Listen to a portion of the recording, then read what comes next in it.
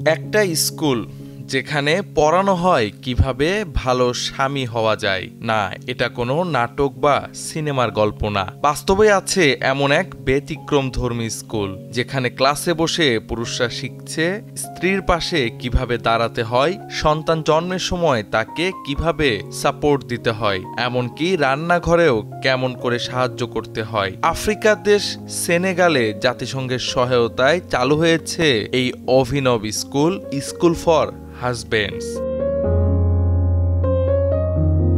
Senegal সহ পশ্চিম আফ্রিকার অনেক দেশে আজও গর্ভাবস্থা, সন্তান জন্ম বা পরিবার পরিকল্পনার মতো গুরুত্বপূর্ণ সিদ্ধান্তগুলো একাই নেন পুরুষেরা। নারীরা নিজের চিকিৎসা নিতে গেলেও অনেক সময় স্বামীর অনুমতির দরকার হয়। এই চিত্র বদলাতেই এসেছে এই নতুন ধরনের শিক্ষা।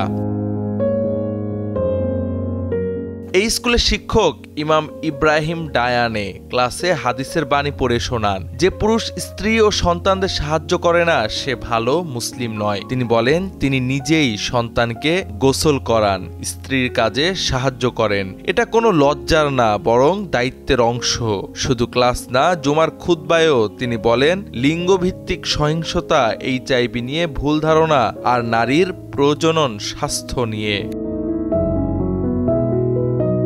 এই উদ্যোগের সুফলও মিলছে হাতে নাতে। 52 বছর বয়সী খারি নডে বলেন, আগে আমার স্বামী শুধু হুকুম করত, এখন রান্নাঘরেও দেখা মেলে তার। একজন প্রশিক্ষণপ্রাপ্ত 60 বছরের পুরুষ হাবিব ডিয়ালো বলেন, আমার ছেলের বউ অন্তঃসত্ত্বা হলে আমি বলি হাসপাতালে ডেলিভারি করাও। ছেলে প্রথমে খরচ নিয়ে দুশ্চিন্তায় ছিল, আমি বুঝিয়ে বলি এটি তার স্ত্রীর জীবন মরণের বিষয়, এরপর সে রাজি হয়।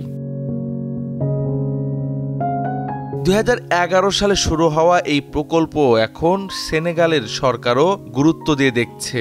নারী বান্ধব এই উদ্যোগ মাতৃ ও নবজাতকের মৃত্যুহার কমাতে সহায়ক বলে মনে করছে নারী, পরিবার, লিঙ্গ ও শিশু সুরক্ষা মন্ত্রণালয়। এখন পর্যন্ত সেনেগালে 20টির বেশি কেন্দ্রে চালু হয়েছে এই স্কুল। প্রশিক্ষণ নিয়েছে 300-র বেশি পুরুষ। এদের অনেকেই এখন পিয়ার এডুকেটর হিসেবে বাড়ি বাড়ি গিয়ে মানুষকে সচেতন করছেন। জাতিসংঘের লক্ষ্য 2030 সালের মধ্যে মাতৃমৃত্যুর হার প্রতি লাখে 70 আর নবজাতক মৃত্যুর হার প্রতি 1000-এ 12-এর নিচে নামিয়ে আনা। কিন্তু এখনো সেনেগালে এই হার যথাক্রমে 237 ও 21। এই স্কুল হয়তো সংখ্যাগুলো কমিয়ে আনারই এক সাহসী কৌশল। ভালো স্বামী তৈরি হলে শুধু একজন নারী নন, বাঁচে পুরো একটি পরিবার। আর সেই পরিবর্তন শুরু হচ্ছে এখন স্কুলের বেঞ্চ থেকে।